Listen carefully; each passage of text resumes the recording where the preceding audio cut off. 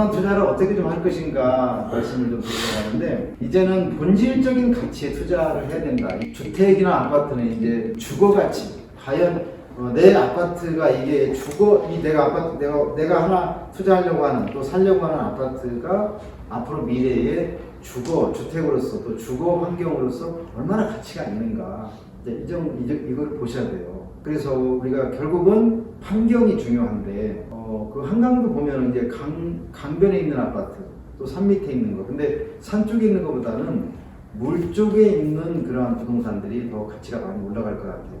강 쪽에 있는 부동산의 가치가 그렇지 않은 지역에 있는 것보다는 높게 형성이 될 것이다라는 말씀 드리기 위해서 그 말씀 드렸고요. 토지는 이제 용도 가치의 토지의 용도, 그 사람도 용도가 있는 것처럼 토지도 다 용도가 있습니다. 굉장히 복잡해요. 우리가 공인중개사 공부하실 때 주상공록 이렇게 공부하시죠. 주거지역, 상업지역, 공업지역, 녹지지역. 토지의 용도. 이게 건물 얘기가 아닙니다. 부동산 하시는 분들이 이게 건물 얘기하는지 토지 얘기하는지 헷갈리는 분들이 많아. 그래서 용도 지역은 건축물도 용도가 있지만 토지도 용도 지역이라는 게 있어요. 우리 주거지역, 상업지역, 공업지역, 녹지지역, 이걸 도시지역이라고 하고요. 그 다음에 도시지역이 있으면 또 뭐가 있어요? 비도시지역이 있죠. 뭐가 있어요? 비도시지역. 관리지역, 농림지역, 자연환경 보전지역. 그래서 어떤 분들은 저 농촌에 가가지고 야 여기 녹지가 어디 있냐, 녹지. 이건 아주 기본이 없는 분들이야. 또 어떤 분들은 도시에서 관리지역을 찾아. 이거는 아주 기본적인 게 이렇게 정리가 안 되신 분들이에요. 다시 한 번 말씀드리면은 도시지역은 주거지역, 상업지역, 공업지역, 녹지지역. 녹지지역은 우리가 영어로 그린벨트라고 합니다. 이거는 그린벨트는 도시지역이 있는 거예요. 시골에서는 그린벨트를 만들 이유가 없어요. 도시를 보호하기 위해서 그린벨트 그 공간을 만들어 놓는 거잖아요. 그래서 비도시가 아닌 지역은 관리지역. 그러니까 이게 계획관리냐, 생산관리냐, 보전관리냐, 이제 그런 얘기 많이 하잖아요. 그래서 관리지역은 농촌에 있는 거예요, 시골에.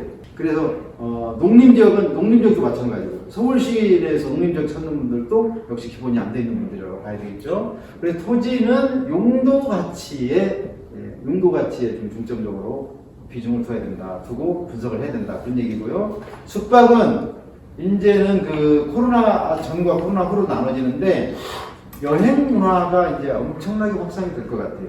보복 소비 이런 얘기도 있지만 여행 문화가 많이 확산이 되기 때문에 이제 숙박은 여행 문화 확산 가치하고 연결시켜서 봐야 되고요. 숙박업 쪽에 투자를 하시려면은 우리나라가 지금 큰 호텔이 굉장히 많은데, 대형 호텔 10번째 안에 들어가는 호텔 중에요 2개만 흑자 내고 나머지 8개는 적자입니다.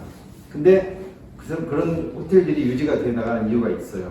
다 대기업들이 관리하고 있기 때문에 유지가 되는 거지, 2개 정도만 흑자를 내고 8개는 적자다. 그런데 오히려 작게 하는 데가 흑자를 내고 있지, 덩치 크다고 좋은 건 아닙니다. 그 다음에 업무시설 같은 경우는 근무 환경 변화. 이제는 코워킹이라고 들어보셨죠? 이제는 이제 무조건 출근하는 것도 아니고 재택근무, 거점 오피스라는 얘기도 좀 많이 나와요. 이제 내가 사는 지역에 아주 주변에 아주 거점 오피스가 있어가지고 그 오피스에 가서 근무를 하고, 또 월말에 우리 얼굴 도장 찍어야 되니까 월말에 또 회사 출근하고 그런 메뉴입니다. 그래서 그러한 오피스의 근무 환경 변화 가치를 또 봐야 이제 투자하는데 실패할 가능성이 있고요. 지역이나 상권도 봐야 돼요. 지역별 시그니처 적합성, 지역별 특성이 과연 어떻게 되느냐, 이런 것들도 이제 그래서 같이 봐야 되는데, 이제 본질적 가치가 무언가에 대해서 이제는 좀 봐야 된다, 그런 말씀을 드립니다. 자, 이제 부동산 수익형 부동산 투자하는 방법인데, 월세에 대부분 이제 월세 투자를 많이 하시죠. 월세를 받는 방법을 이제 하나의 외등기 투자라고 할 수가 있고요. 두 번째는 이제 월세하고 또 우리가 양도 차익. 그다음에 세 번째는 이제 월세도 받고 양도 차익도 받고 또 집가도 올라가고, 이런 게 이제 퍼펙트 투자다, 쌍둥이 투자. 그다음에 이제 마지막으로 여기는 이제 네 쌍둥이 투자인데, 월세, 그다음에 시세 차익, 집가 상승, 절세. 이렇게 4마리 토끼를 다 잡으면은 네 쌍둥이 투자다, 이렇게 볼 수가 있어요. 그래서 여기는 팩트, 임팩트, 퍼펙트로 하는데, 여기는 제가 이름을 안 적어놨어. 굳이 여기다 넣는다 하면은 이게 혼수 상태 정도 되면 혼수 상태. 이 정도 되면 이제 혼수 상태. 그때는 이제 약간 이성을 못 찾아.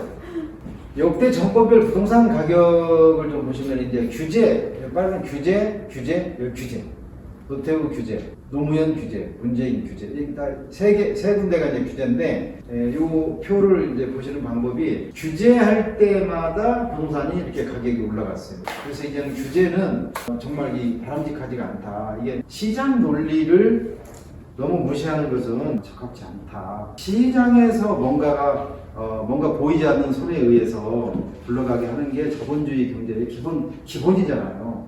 그런 거를 이제 인위적으로 자꾸 이제 하다 보니까 규제하고 하다 보니까 이런 문제가 생겼는데, 어쨌든 간에 이런 걸 분석해보는 이유는 그거죠. 규제하다 보면 이런 도표가 나온다는 거예요. 여기는 이제 완화로 갈 거고요. 정권별 부동산 정책을 좀 압축을 해보면은, 여기 보시면 여기도 규제인데, 물론 여기 김영삼 이때 이제 97년 12월 달에 외환위기가 왔잖아요. 박근혜는 이제 각방거쳐 다른 생각. 그다음에 여기는 이제 문재인은 경제학이죠. 이제 뿌린 대로 붙는다, 그런 얘기인데, 이렇게 정권별 부동산 정책을 압축을 해보면은 나름대로 특징은 다 있어요. 이런 규제 속에서 정책들이 좀 혼란을 겪을 것 같다라는 말씀을 드리고요. 정권별 부동산 정책 압축에 이제 좀 구체적인 내용인데, 현상만 좀 볼게요. 여기 현상 보시면은 노태우 때는 부동산 복분이라는 용어가 여기서 등장을 했고요. 그 다음에 이제 김영삼 정권 때는 이제 구제금융 신청을 했고, 여기는 구제금융 졸업을 시켰고요.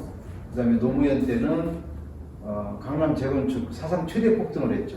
이명박 때는 리먼 사태 금융위기가 있었고요. 박근혜 때는 갭 투자 투기 장치가 벌어졌죠, 이때.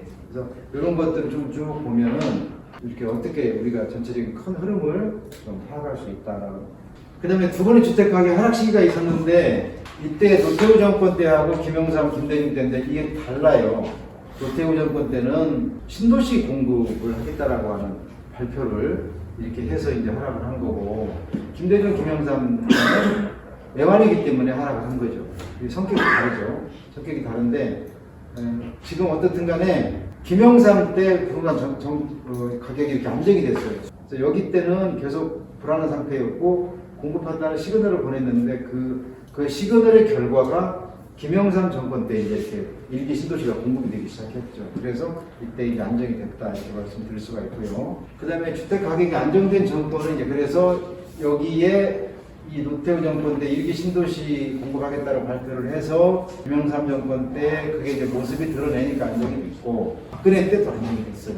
그래서 이 두 개 정권 때 안정이 됐는데, 아무튼 부동산 때문에 고생한 대통령들이 많죠.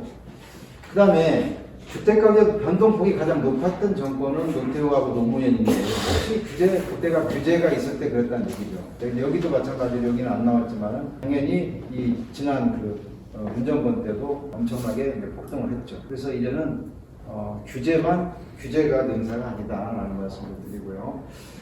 이게 신도시 분석을 좀 해드리겠는데, 여기 보시면은 지금 규모를 좀 볼게요. 분당, 일산, 평촌, 삼본, 중동인데, 요즘에 이게 신도시 얘기가 좀 많이 나와서 저기 자료를 준비를 했는데, 분당 같은 경우에는 39만 명 정도가 이제 수용할 수 있는 세대고요. 인원이고요. 그 다음에 일산이 27만, 평촌, 그 다음에 삼본, 중도는 약 한 15만에서 20만 사이. 그러니까 이 두 개가 크죠. 분당하고 일산이 큰데, 여기에 이제 어디로 가야 될 것인가에 대해서 이따가 굉장히 좋은 자료가 나와요. 어디로 내가 갈 것인가. 규제 정책과 주택 가격. 그래서 여기 보시면 노태우 정부 때는 이제 그 상승. 하여튼 5년이 짧다면 짧고 길다면 긴데 그냥 아무 일 없이 지나가는 이 대통령들이 없어요. 꼭 뭔가 하나씩 터져요.